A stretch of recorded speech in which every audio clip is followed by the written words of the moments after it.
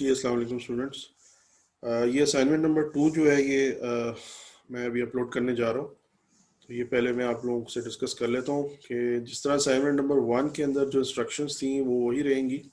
ठीक है कि आपने जो असाइनमेंट्स हैं सॉल्व असाइनमेंट्स वो सी ऑनलाइन के ऊपर ही आपने सबमिट करनी है बिफोर द डेडलाइन।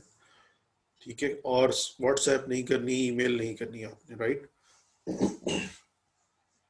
और स्कैन कॉपीज जो है वही पीडीएफ फाइल्स की फॉर्म में होंगी।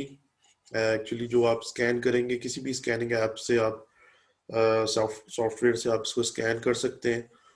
ठीक है, तो उसमें से नॉइज जो होती है वो रिमूव हो जाती है बेसिकली। तो पीडीएफ फाइल बड़ी नीट एंड क्लीन वहाँ से बन जाती है।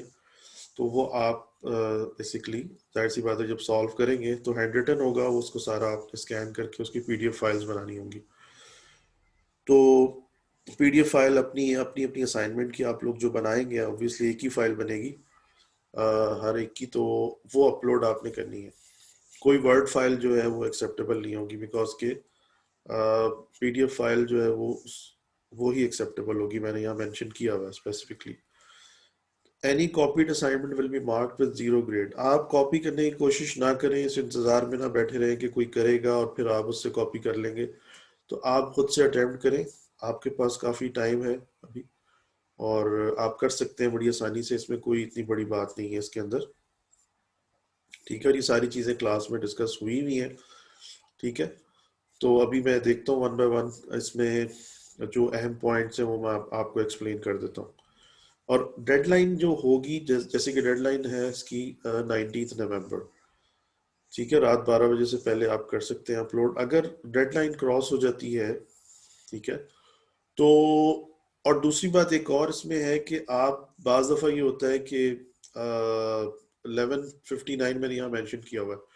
बाज दफ़ा ये होता है कि जी 11:52 पे 11:53 पे, क्योंकि पहले भी इस तरह हो चुका है कि 11:53 पे आके सी ऑनलाइन जो है वो एक्सेप्ट करने से इनकार कर देता है। ठीक है, वहाँ पे टाइम जो आउट हो जाता है पहले ही उससे, यानी 59 से पहले ही 53 पे टाइम आउट हो गया, लेट से 52 पे आउट हो गया। तो अब आपको ये चाहिए कि आप इस इंतज़ार में ना रहें कि जब 11:59 होंगे तो फिर हम जाके उस वक्त असाइनमेंट अपलोड करेंगे। देखें, you should have some question, आपके पास मार्जिन होना चाहिए। आप अपना मार्जिन रखें और उस लिहाज से, क्योंकि कुछ भी एरर आ सकता है, इंटरनेट डाउन हो सकता है। तो आप इस इंतज़ार में ना बैठे रहें कि 11:59 है, 11:59 PM पे सर ने लिखा हुआ है, तो बस इसका मतलब ये है कि 11:59 तक हमारे पास टाइम है और हम उस वक्त तक कर सकते हैं अपलोड। तो आप वहां तक ना जाएं, अपने आप को वहां तक ना जाने दें और पहले इसको well before time, well before this time आप अपलोड कर दें। ठीक है, दूसरी जो लास्ट बात है इसमें, वो जो मैं करने लगा था कि डेडलाइन अब क्रॉस हो जाती है जब, तो फिर तो देर इज नो चांस। ठीक है, उसके बाद तो मतलब कोई एक्सेप्टेबिलिटी नहीं है उसमें, कि कोई गुंजाइश नहीं है इसकी कि मैं आपसे एक्सेप्ट कर लूँ, बिकॉज कि ये आपको सफिशिएंट टाइम दिया जा रहा है इसको सबमिट करने के लिए और इसको वर्कआउट करने के लिए। तो ये चीज़ इसमें है, इंस्ट्रक्शंस हो गई। क्वेश्चन नंबर 1 पे आते हैं। डिजिटल मल्टीप्लायर आपने डिज़ाइन करना है जो कि ये मल्टीप्लाई कर सके ये जो दो नंबर हैं इनको। ठीक है, और इसका ये रिजल्ट जो है वो दे सके। ठीक हो गया। तो अब ये है कि यहाँ से अब आपको देखना होगा, ऑब्वियसली ये दो नंबर्स हैं। ठीक है, तो अब जाहिर सी बात है कि आपको देखना है कि ये नंबर्स जो है इनके लिए मुझे कितने बिट बाय कितने बिट का मल्टीप्लायर चाहिए होगा। ठीक है, तो इसको देख के आपने डिसाइड करना है और मल्टीप्लायर उस लिहाज से डिज़ाइन कर लेना है आपने। ठीक है जी, और जिस तरह आपसे डिस्कस हुआ है क्लास में, और इसकी वीडियोस भी अपलोड हुई हुई है। क्वेश्चन नंबर 2 पे आ जाते हैं। क्वेश्चन नंबर 2 जो है इसमें आपने क्या करना है कि जी डिकोडर आपने डिज़ाइन करने हैं, ब्लॉक फॉर्म में डिज़ाइन करने हैं। ठीक है, इसका जो इंटरनल सर्किट है वो रिक्वायर्ड नहीं है यहाँ पे। आपके पास जो ब्लॉक्स अवेलेबल हैं, ठीक है, डिकोडर ब्लॉक्स अवेलेबल हैं आपके पास, वो अवेलेबल है 1 to 2 का, 2 to 4, 3 to 8, ये ब्लॉक्स अवेलेबल हैं। इनकी मदद से आपने 4 to 16 बनाना है और आपने जो सेकेंड पार्ट है इसका वो है 5 to 32। ठीक है। वो अब ब्लॉक्स जो आपके पास अवेलेबल ब्लॉक्स हैं, यानी ये जो बिल्डिंग ब्लॉक है एक्चुअली ये डिकोडर्स के, इनसे हायर ऑर्डर डिकोडर्स बन सकते हैं। ठीक है ना, जैसे 2 to 4 से हम 3 to 8 बना सकते हैं। ठीक है। और वो किस तरह से बना सकते हैं कि जी लेट से आपके पास 2 to 4 का डिकोडर है। ठीक है। तो you have 4 lines here, sorry 2 lines here and 4 lines here। ठीक है।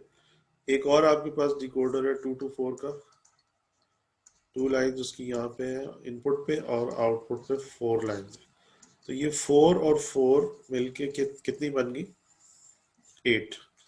8 आउटपुट लाइन्स आपके पास आ गई। अब इनपुट लाइन जो है ना आपको वो चाहिए 3, यानी 2 to 4 से आपने 3 to 8 बनाना है।